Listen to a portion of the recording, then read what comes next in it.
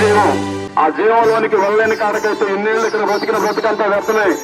అందుచేత నా ప్రభువుని మన హృదయాలలో జీవింప చేసేదాని కొరకు, ప్రభువుని మొదటిగా మన హృదయాల్లో జన్మించడానికి కొరకు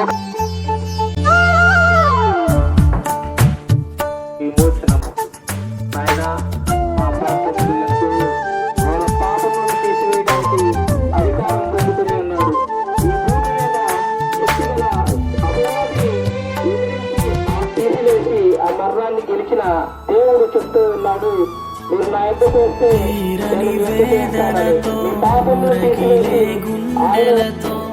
మాడిన కడుపులతో చెదరిన బ్రతుకులతో ఉండే గుంపులో వారు కూడా ఉండులాగున వారికి సహాయం చేయమని యేసు ప్రభు నామములో ప్రార్థించి అడిగిన తండ్రి, ఆమేన్.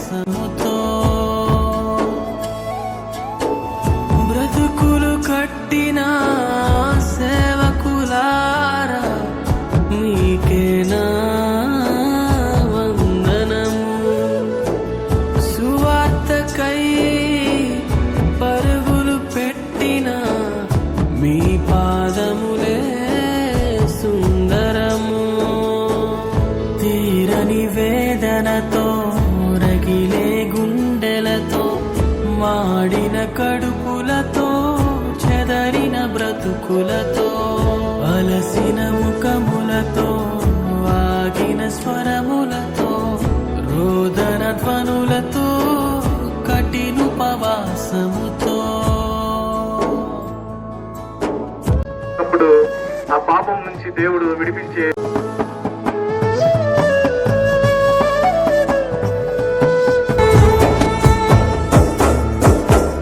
గర్జించు సింహము వలె అపవాది చూడగా వాడి నుండి కాపాడే వాక్యము చూపారు.